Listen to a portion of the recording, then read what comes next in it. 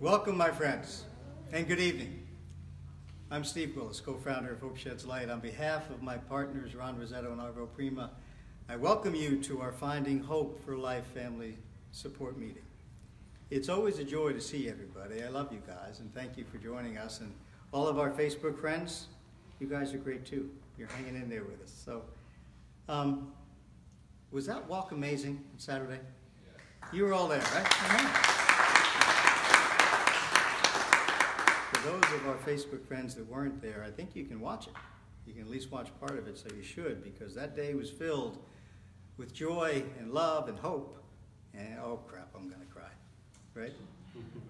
And it happened because of the amazing volunteers we have. It happened because of the dedication and passion of Pam, our CEO, and it happened because of the great courage and the inspiring words of Heather and Gary and Rob, and you guys rocked it. So can we give them a hand, please?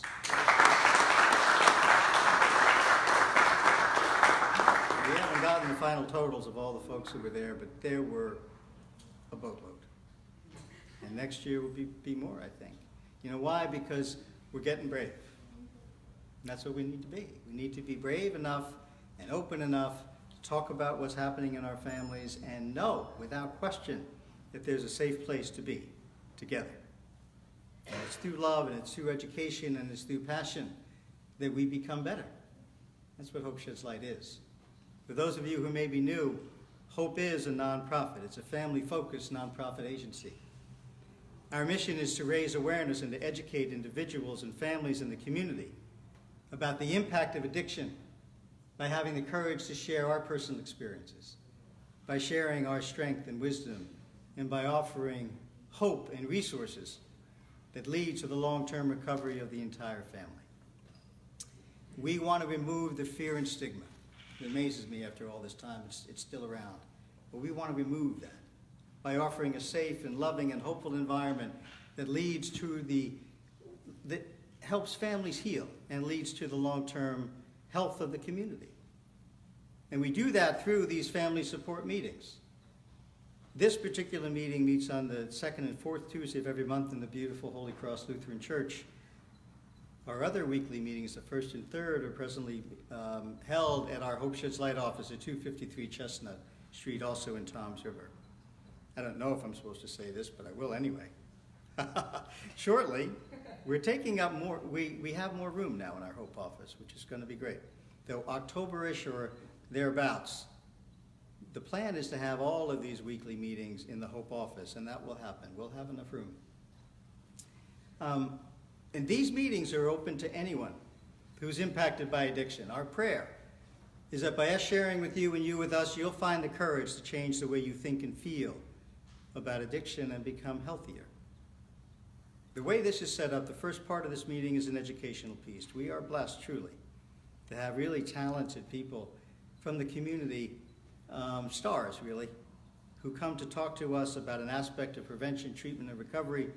Then we break out into groups to talk about what we've heard, talk about how addiction, substance abuse affects us, and importantly, we talk about the things that we can do to take care of ourselves, because we all get sick, we all get impacted as family members, right? We should all be on our own personal journey to recovery, and Hope wants to help you do that. So thank you for being with us, thank you for sharing with us, we're grateful. Let me introduce our speaker tonight, Mariel Hufnagel, who's the Executive Director of the Ammon Foundation. She shared with us before. She's awesome. Please welcome Mariel.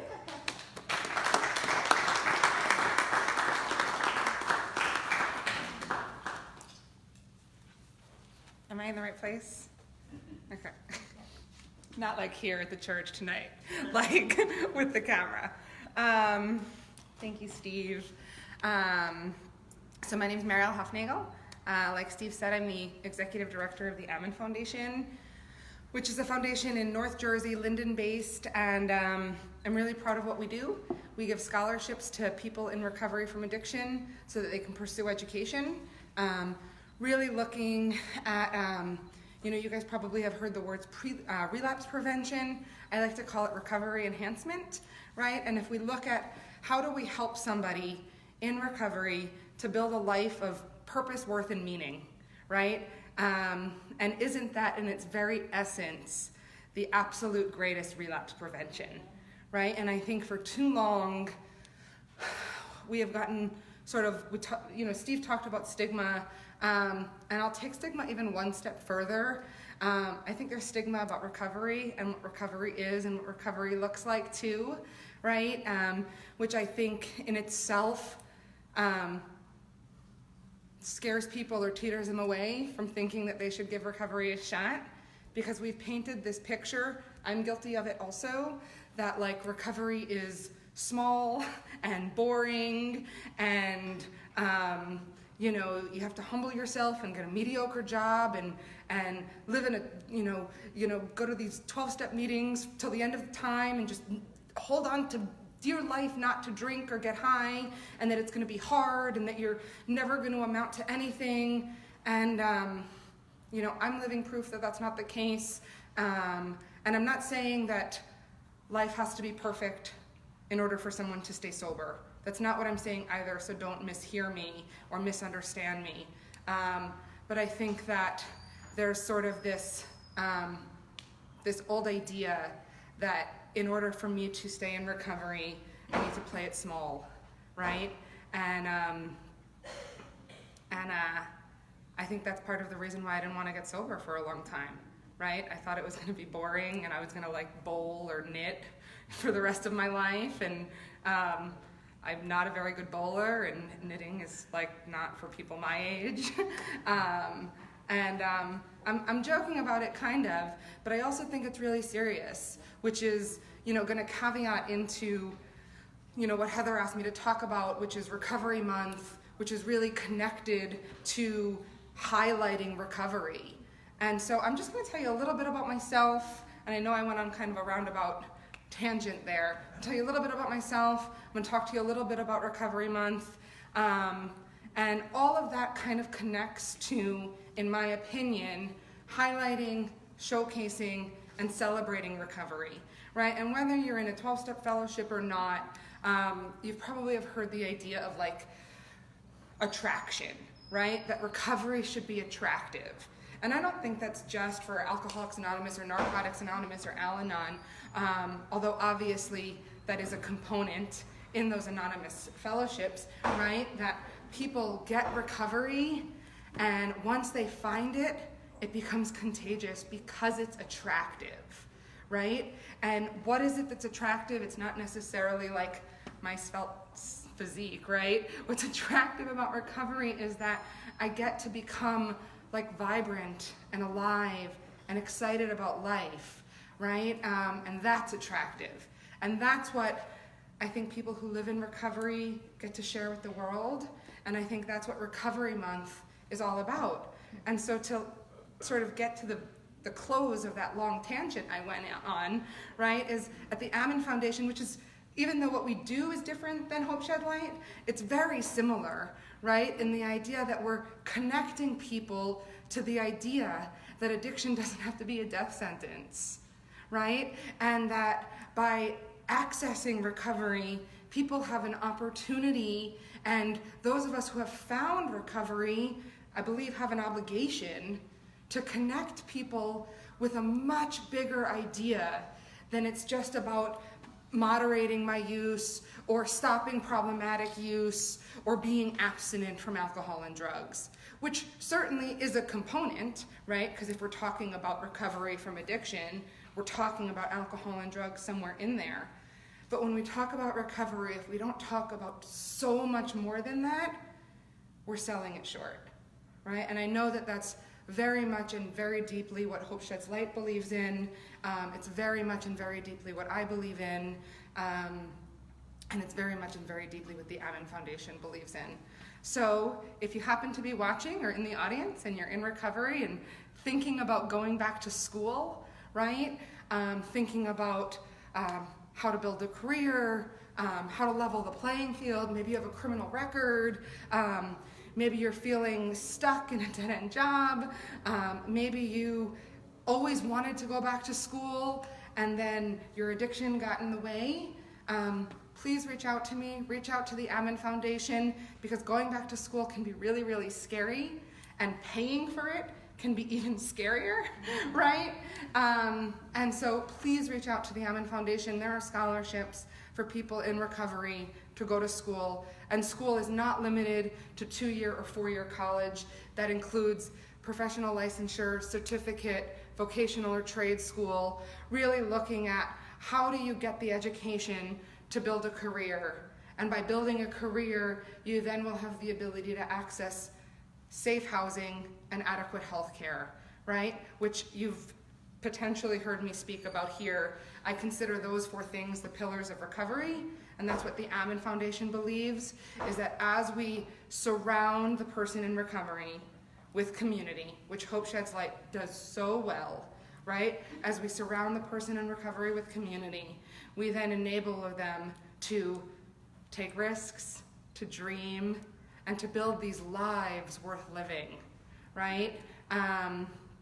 And so I think that's what I'm going to talk about tonight, not so much the Ammon Foundation, right? I'm going to talk about recovery being about building a life worth living, right? And so I do think it's important, well, let me just get it, and I know I can't really read the viewers, but how many people in this room are in recovery? And it's okay if you don't want to share with me. Okay. And how many people have a loved one that's in recovery? Okay, beautiful. So, because this is such a close-knit audience that has been deeply impacted in one way or another by addiction, I think it's relevant for me to share a little bit of my story before I just start talking about the beauty of recovery, right?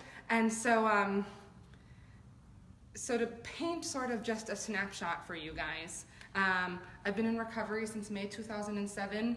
I got sober when I was 21 years old, which is really an incredible gift.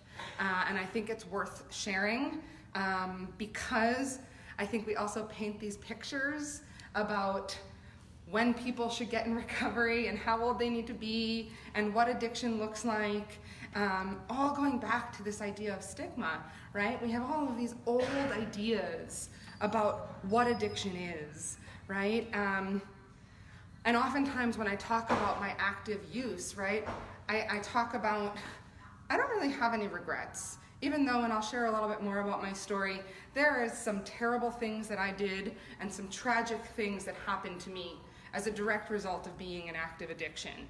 However, I don't really regret that because, you know, living forwards and understanding backwards, I've truly come to embrace the fact that everything I went through does not define who I am. They're just things that I went through, right? And that everything I went through has allowed and enabled me to become the person I am today. And I love the person I am today. And I also believe that everything that I've went through uniquely qualifies me and calls me to do the work that I'm able to do today. So, although I really don't have regrets, when I sometimes think about, and you may laugh because I just told you I got sober at 21, I sometimes think about if one thing could have been different, right? If one thing could have allowed me to get well earlier, it would have been adequate understanding about what addiction was and that help and recovery was real and possible. And so what I mean by that is I had this very antiquated, singular view of what addiction was. And what I mean by that is that I thought that an alcoholic was a 45-year-old man who lived under a bridge, who wore a trench coat, maybe had clothes on underneath, maybe didn't, right? You know, bottle, brown paper bag, and that was not what I looked like. I was like 19 years old from an upper middle class family in the suburbs, right? And then I also had this very stigmatized viewpoint of what a drug addict looked like.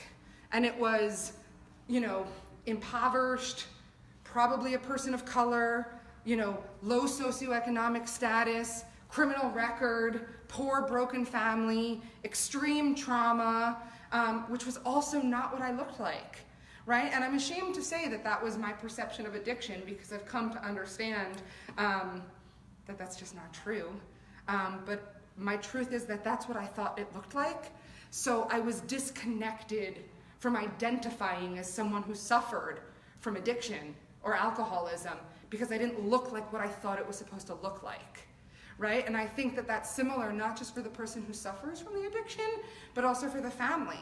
It's really easy to dismiss that your child or your spouse or that your loved one has an addiction or has a problem with alcohol when they don't fit this sort of cookie cutter picture that someone who does that is supposed to look like, right? And so had that lie, had that not delusion, had that misinformation not been prevalent for me, I might have identified earlier that I had a problem, right? Because I kind of just thought it was a phase. I kind of just thought it was something I was going through and that I would get over it because that's what people like me did, right? And then the flip side of that is I also didn't know that you could get help.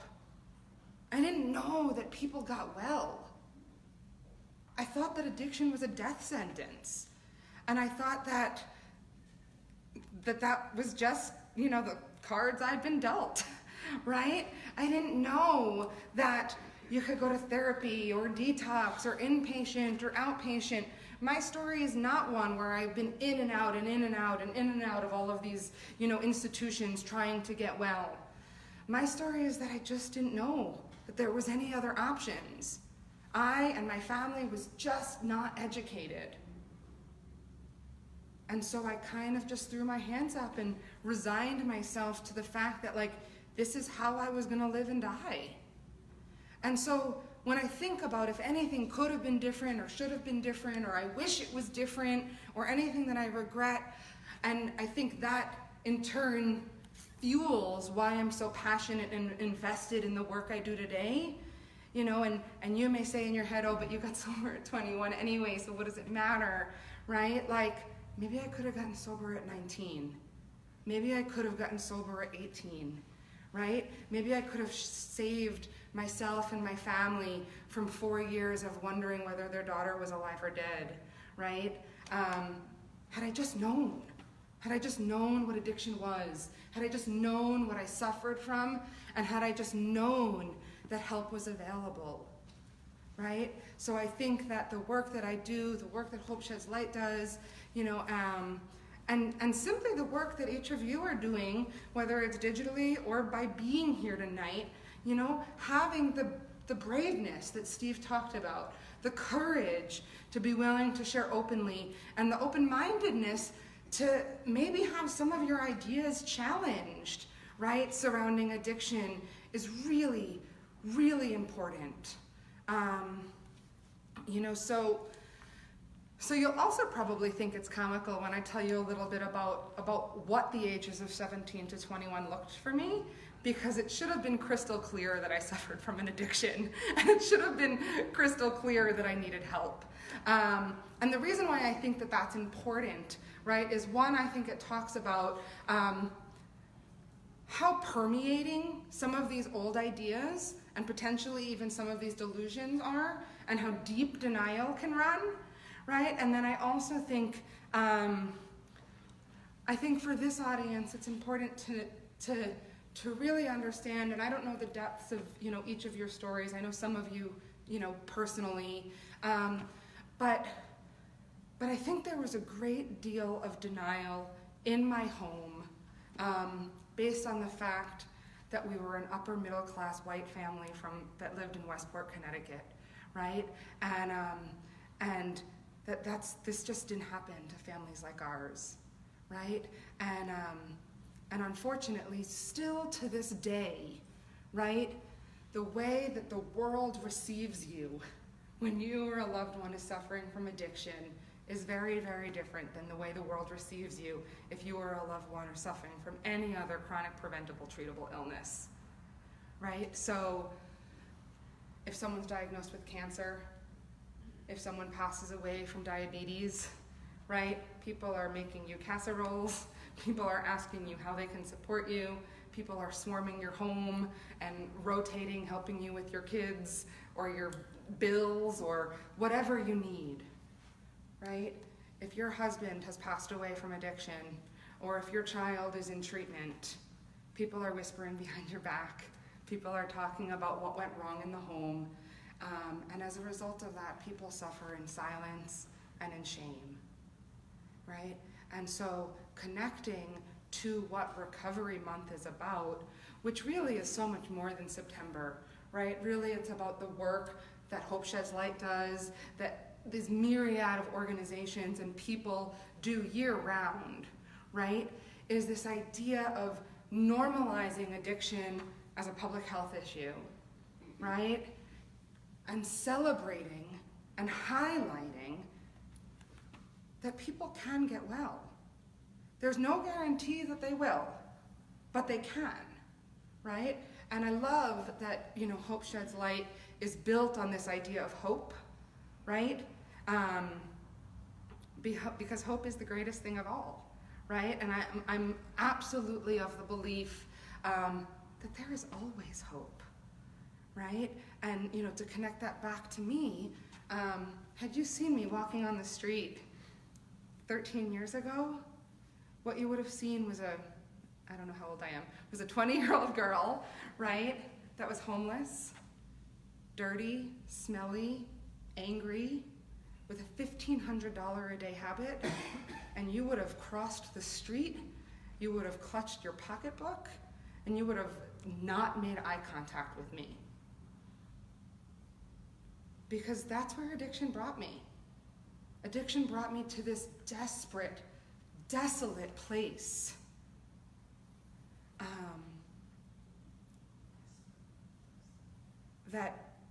That was never the intention. That was never the intention when I started using drugs, right? I didn't pick up that first day and say, you know what, I want to be hopelessly hopelessly addicted to alcohol and drugs. I want to disconnect from my family and anyone who's ever showed any love or affection for me. I want to throw away any dreams and goals that I've ever had for myself. I want to just,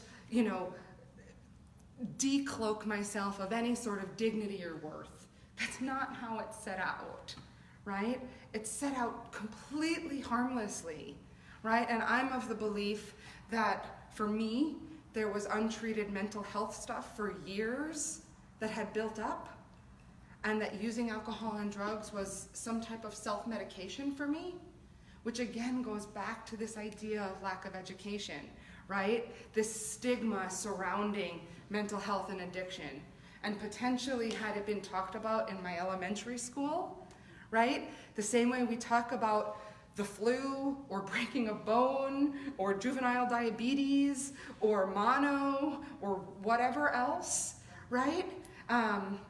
If I woke up and had a fever, I wouldn't be afraid to tell my mother that I felt sick that day, because there's nothing shameful about taking care of my physical health. Somehow, though, we've disconnected the fact that every single human being of age, race, weight, sexual identity, etc., has mental health, right? And somehow we've totally disconnected the way we talk about needing to maintain your physical wellness and needing to maintain your mental health.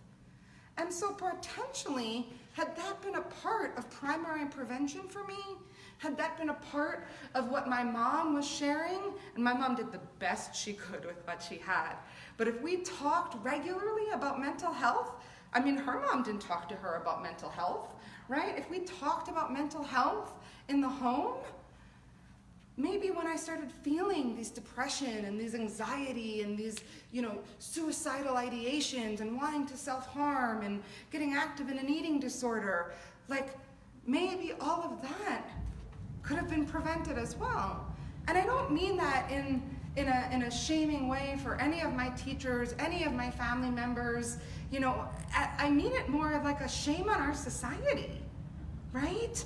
Because, and again, I think most of the time It's not malicious. It's not malintended.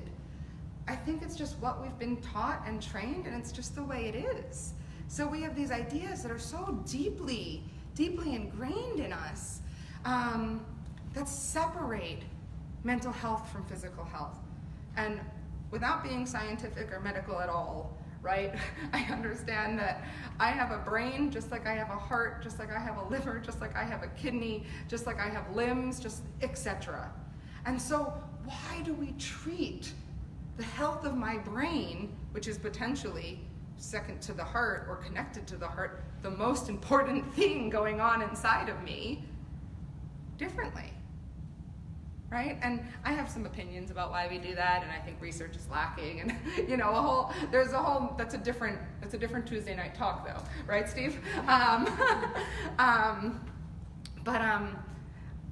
I think that's why I get really excited about talking to people like you, and less about me talking, but more about just efforts and initiatives like this that are about breaking that stigma, talking about the uncomfortable, and by doing that, it sets a new precedent. That's what's being done. It's setting a new precedent, right? It's allowing for these generational cycles to be broken, right? And in many cases, it takes shame and pain and hurt and can repurpose that. And again, I don't know all of you, and I certainly don't know who's watching, but the few of you that I do know in this room, I know that some of you have had tremendous pain as a direct result of addiction. And I think that it is really, really incredible and purposeful when we can look at that and become better instead of becoming bitter, right? And we can take that and allow that as an opportunity to grow and flourish and be more purposeful and potentially help others from not needing to experience that same pain. Whether it's because you're helping somebody else change their circumstances, or if you're simply just allowing a safe space for the release of that pain, right? You know, and Brene Brown talks a lot about like the power of vulnerability, and you know that when we shine the light on our shame and on our pain, it loses its power. And I'm really of that belief, whether you're in recovery or not, right? There is tremendous power in the bravery, that's not a word, in the braveness. You know, in the braveness and the courage that I or you allow someone else to see the broken parts of yourself, right? And if I could paint like this utopic picture for what I hope the society will be, you know, I mean, and I'd like to say in 10 years, but realistically in 50 or in 100, right? I would like it to be so normal for a kid to talk about being scared or being anxious or being in emotional pain or feeling things that they don't know why or what they're feeling, right? I would like homes to be open, right? I would like addiction and alcoholism to be viewed no differently than any other chronic progressive treatable. I would like research to be invested, right, in the fact that we're preventing a substance use disorder before it becomes a substance use disorder. I would like treatment accessible, right, on demand, right? All of these things that, and maybe I'm naive by saying this, I believe that all of those issues still remain connected to stigma and old ideas around addiction. And obviously it's not that simple, right? There are systemic things that need to change. There are some hearts and minds that will never be any different than what they are, right?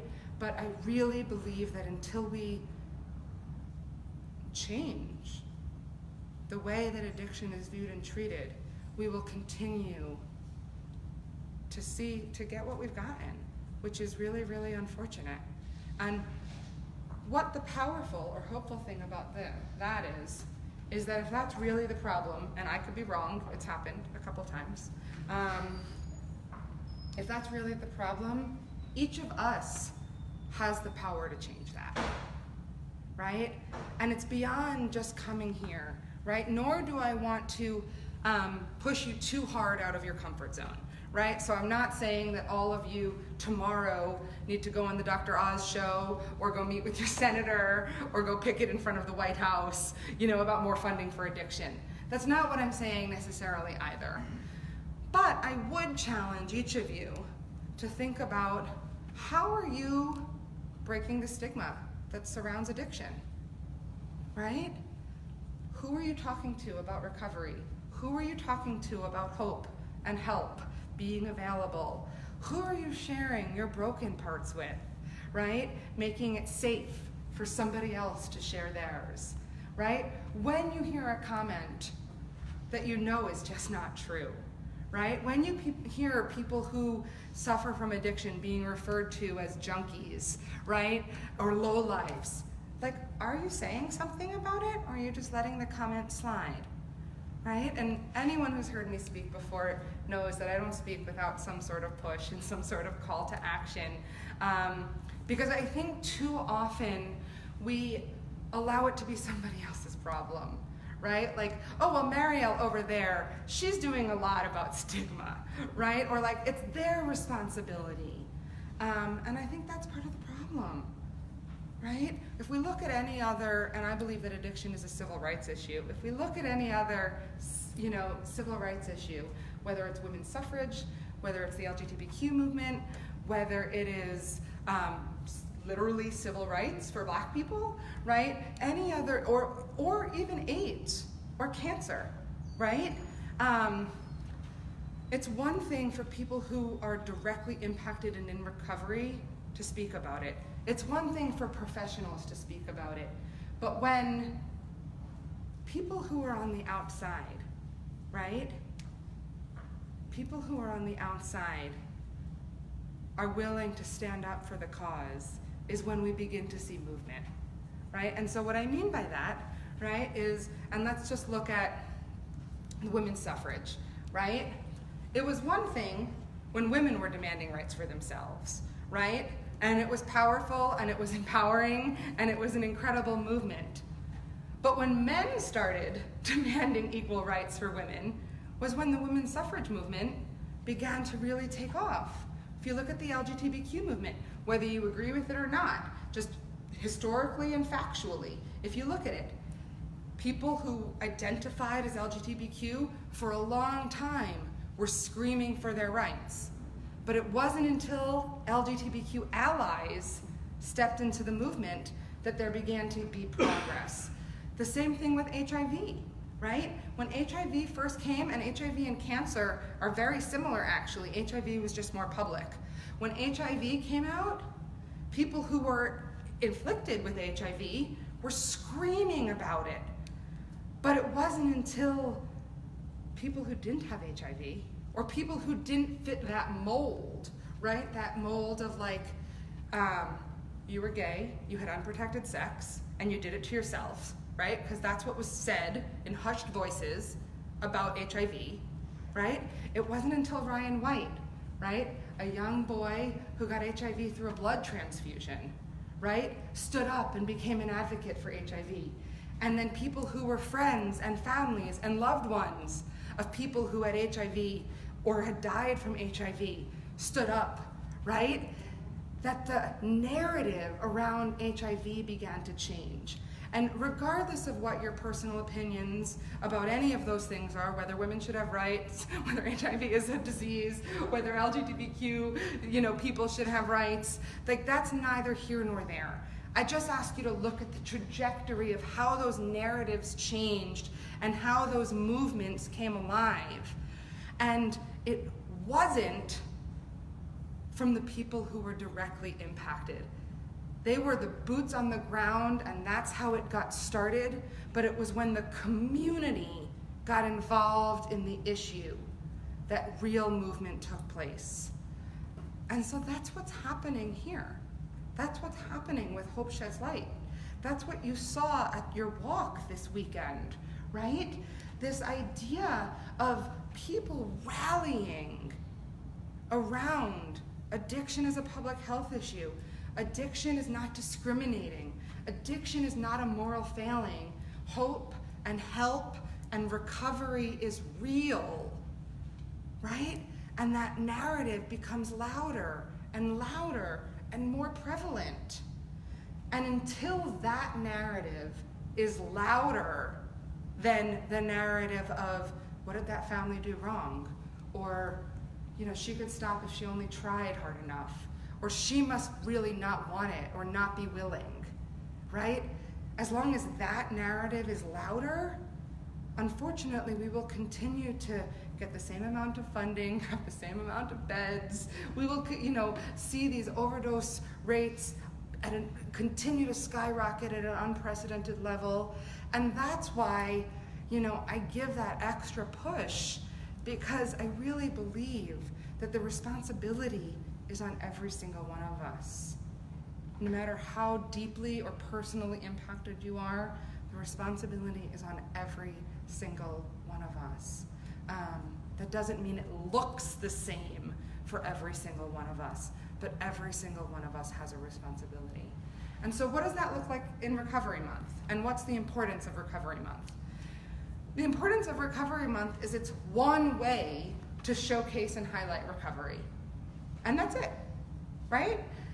Because so often we get caught up in the act of addiction. And I'm not saying that sometimes it isn't all-consuming and that's all you can eat, breathe, sleep, and live. Because I understand that. And that was my reality and that was my family's reality for a long time. However, September is an opportunity to not stay there.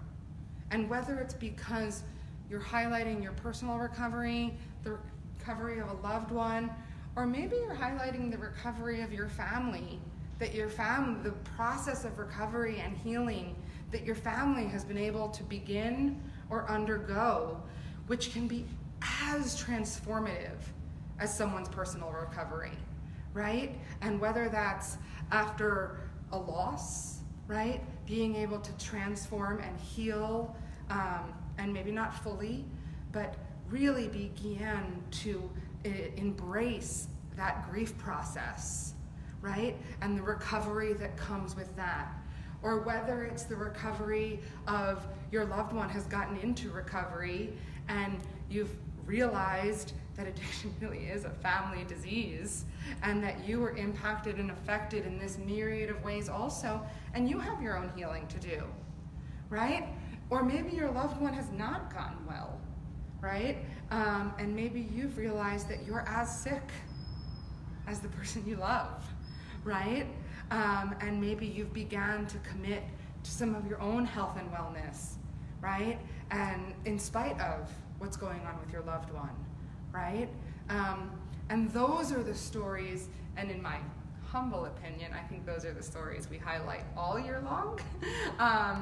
But those are the stories that we're super laser focused on in Recovery Month, right? How do we celebrate, honor, and lift up those stories? Because think about scrolling on Facebook or watching the news, right? How many times do you see stories about active addiction? Stories about untreated mental health, right?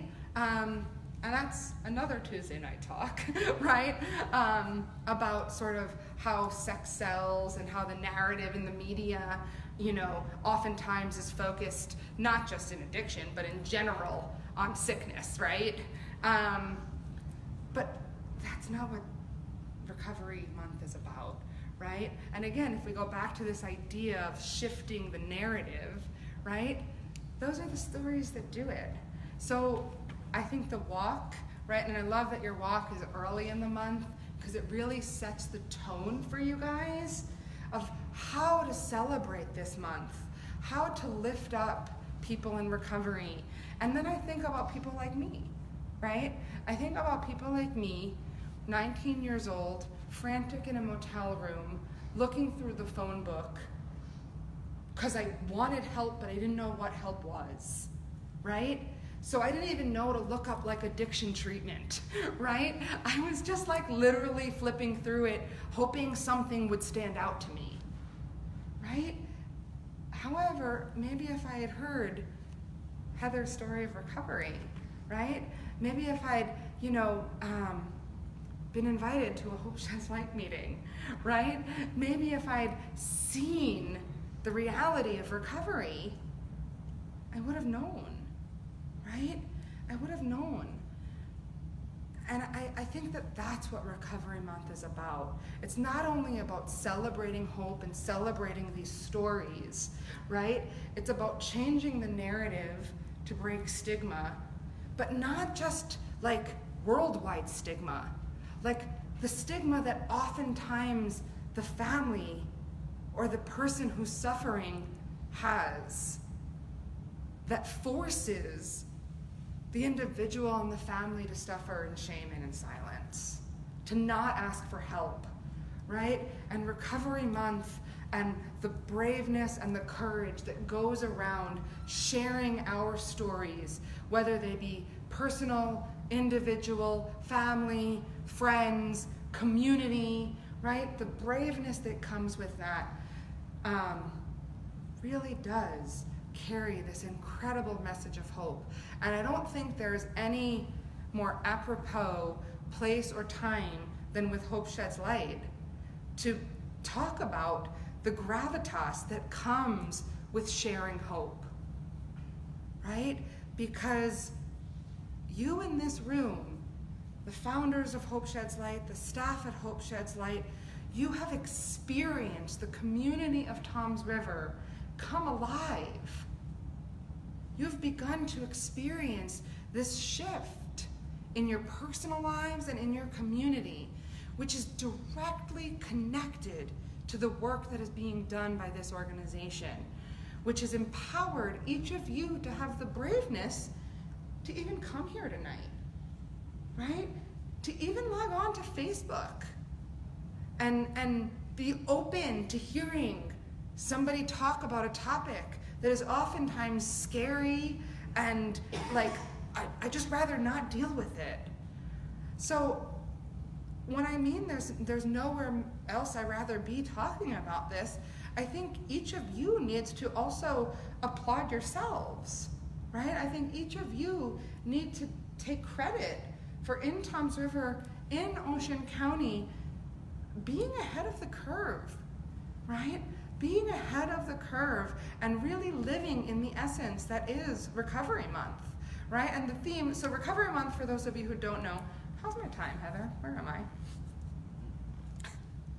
All right, perfect. So I have a watch, but it doesn't work, and I just like the way it looks, and I haven't gone to get it. I don't know. So my watch says it's 2:50, so I knew that that's not right. So for those of you who don't know, Recovery Month is sponsored by SAMHSA. SAMHSA is the Substance Abuse and Mental Health Services Administration, which is sort of the branch of the federal government under Health and Human Services that does any sort of funding for prevention, or most funding, not all, for prevention, treatment, and recovery support services for addiction and mental health, right? So it's actually the 30th anniversary of Recovery Month, and every year SAMHSA has a different theme. So this year's theme, which I hope is apropos to everything I just said, and primarily really apropos to what you're already doing simply by being here, right? The theme for this year is Join the Voices of Recovery, Together We Are Stronger, right? And I don't think there's anything else that could sum up the work that is being done here, or the work that is being done on a larger level about highlighting recovery and having addiction treated as a public health issue.